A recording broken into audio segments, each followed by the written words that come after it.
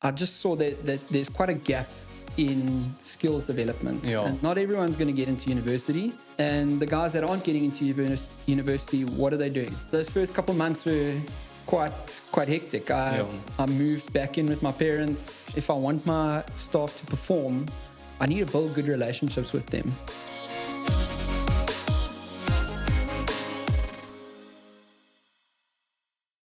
Hey guys, welcome back to another episode of the Bizzin podcast. James, so excited to have you here today. So I'm just intrigued, like, how did you start this? How did you start with your coffee shop, getting into the coffee industry? What intrigued you about that? Yeah, cool. Shot, Desley. Thanks for having me. The coffee shop has been the romantic dream. It Yeah. was the romantic dream for a very long time. I was a teacher for close to 10 years. And in that time, a lot of the students have actually mentioned it to me, or students that I taught have mentioned it to me, that I often used to speak about this dream of a coffee shop and Sure. coffee business. And I loved coffee. I loved the idea of being able to spend the day speaking to people and engaging with people. And so, from there, it's sort of when we went into COVID, I just decided to dive into it. An opportunity arose, and Awesome. I just thought, I don't know if I can be a teacher Yeah. under these COVID conditions without the fun that comes with it, the Sure. coaching and the camps and the whatever. I just decided to take the plunge. So, I mean, getting into a position, being a teacher for 10 years, being an employee, all of a sudden going into something, building your own business, how did that make you feel when you started and said, now I'm going to take this leap of faith? Yeah, I think I can't really think back to what was I thinking in that moment. But looking back on it, I think teaching really helped me just from a discipline perspective. Having that daily routine and getting up at a certain time, and you've got to be at work at this time, and you've got to, do your day's work. And teachers work crazy after hours, marking into the night, and it created probably a good work ethic, but maybe a little bit more than that, just a bit of discipline. That you got to do you got to do the hard things to get the job done. So I decided to buy myself a coffee machine, right? And I mean, I thought I'm just going to pour myself a cup of coffee and then make a little hot.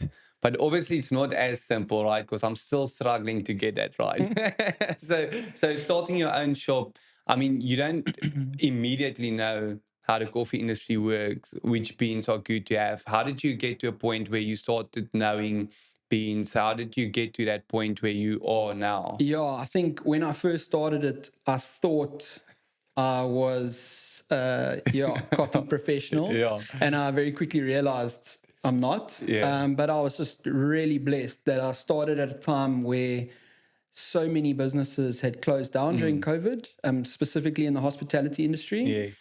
And so I had a wealth of staff or a wealth of knowledge in my staff to really guide me in the process. But at the same time, I just happened to connect with Ben from Brothers Coffee, and he really just helped me along on the journey and gave me so much guidance and just insight into the industry, which really just prepped me for what was to come. And I mean, where you are today, you have a couple of shops, you have a partner in one of it, and then you also have your own private coffee shop still, and then you have Root, which is now 3 shops across George, and also a roastery. So, I mean, how do you end up scaling to that point, starting as a one-man band in the beginning? After 5 years, you are where you are now?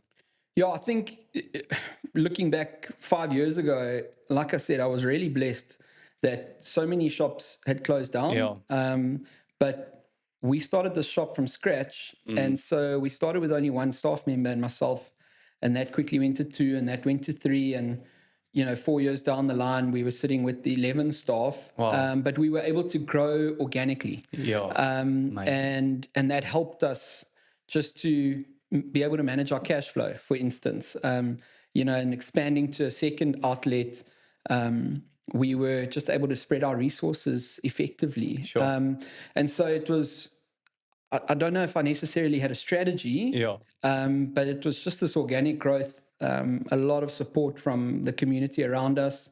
And yeah, then moving on to Root, we bought a business that has such an amazing customer base and community around it. Sure. And yeah, we've again just been really blessed with the Yeah, people around amazing. us and the support that we've had from locals in George. Yeah, which Yeah, is sure. which is cool. Amazing, man. So maybe take us back to the first year. Was there ever a point in time when you asked yourself, am I doing the right thing? Yeah, probably every day for the first 5 months. Yeah, I think those first couple months were quite hectic. Yeah, I moved back in with my parents. sure.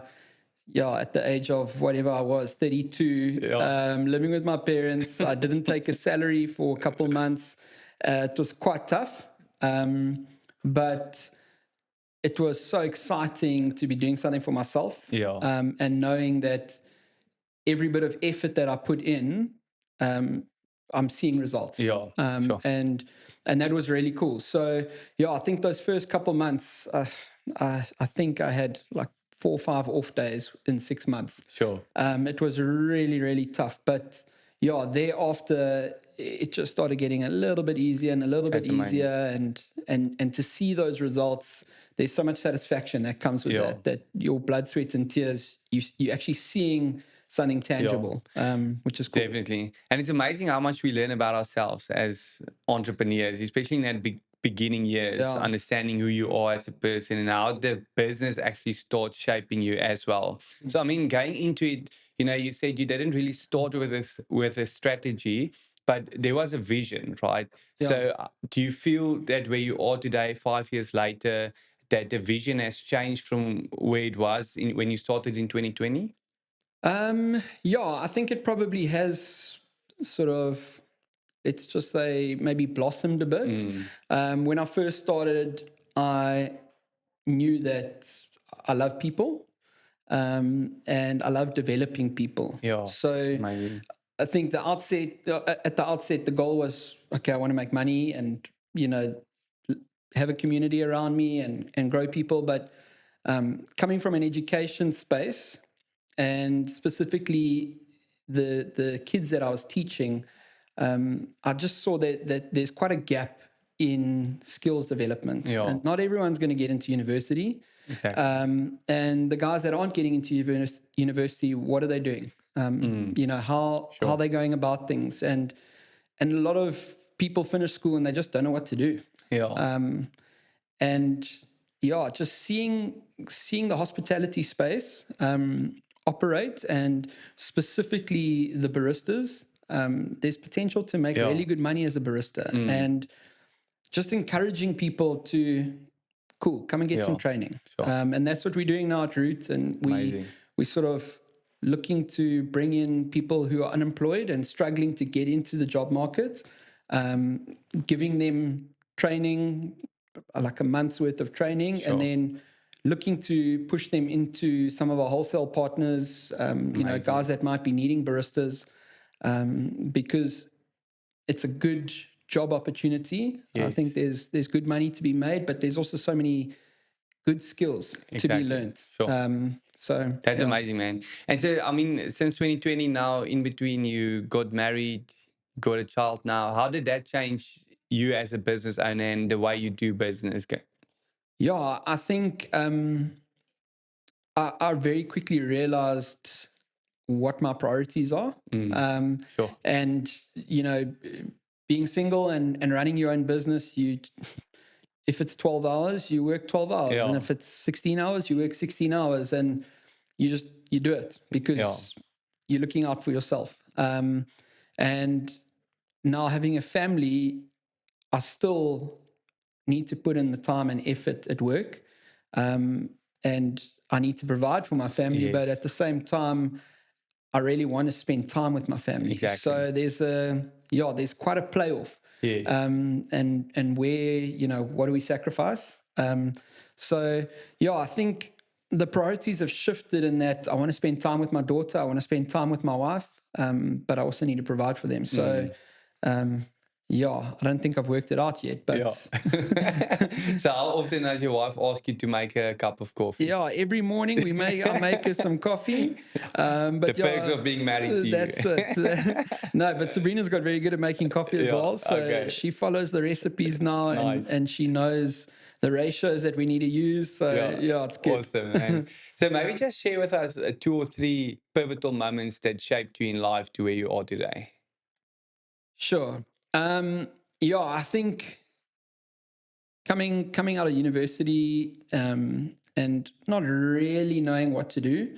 At that stage, I was coaching sports at a school down in Somerset West, and I just got some insight into the education space. Mm, I ended up, I think that was in 2011, going on a camp um, for 27 days, sure. a school camp, yeah. And I spent a lot of time with a specific teacher, and just seeing how he interacted with the students. Mm, It really changed my perspective on male teachers. sure. And I didn't necessarily have those types of teachers when Yeah. I was at school, real role models. Yeah. Wow. And it was so cool to see that. And that really changed my view on teaching and Mm, what it is to be a teacher, and that there's so much value in that profession. And just yeah, seeing what it is to be yeah. a role model, Mm, and specifically a male teaching role model. There aren't many male teachers out there, and so yeah, that was just really cool for me, and that sort amazing. of um, just really made me want to pursue teaching. Yeah. So I think yeah, that was really a defining moment as far as that sort of journey on my career is concerned. Yes. I think in 2018 I spent I spent a couple of years coaching at UCT, Nice. coaching rugby, and in Sure. 2018 I had the privilege of coaching their under 20 side in the Varsity Cup competition, Wow. and for the season, and that was yeah, it was really cool to be a part of sort of that Varsity Cup environment, Yeah. and just seeing the level of professionalism, even at the under 20 level. Sure. And that really, just the relationships that I built that year. We still have our WhatsApp group. As Wow. coaches, we've still got a WhatsApp group. We still talk regularly. And just seeing the value in connection, Yeah. Sure. and Come on. connecting with people, and how connection leads to performance. Yes.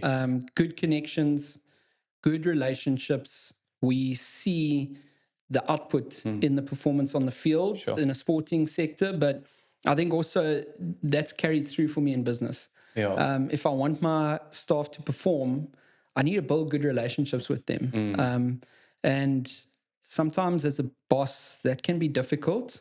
And yeah, just a small thing like not speaking down to someone. yeah. Those were really good lessons that I learned. Sure. That year. And sure, third, I think probably going into a business, having no idea about what I was going into. Yeah. And it really just showed me that you don't have to have all the answers. Yeah.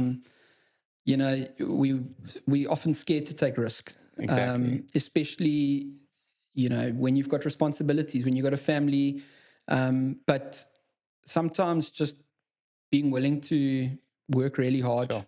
and being open to learning is enough. Yeah. So yeah. That's amazing. And it's amazing what you said, just like in terms of relationships. I mean, how much weight there is actually on good relationships and how important it is for us to surround ourselves with the right people and to have the right people speak into our lives. Because, I mean, a lot of the pivotal moments in your life came from people making an impact in your life and how you see them change. So, I mean, taking that into consideration of what people did for you in your life, you being married now, business owner where you are, what does success at the end of the day mean to you? Yeah, I think just to go back a little bit, coming from teaching and interacting with so many people, Yeah.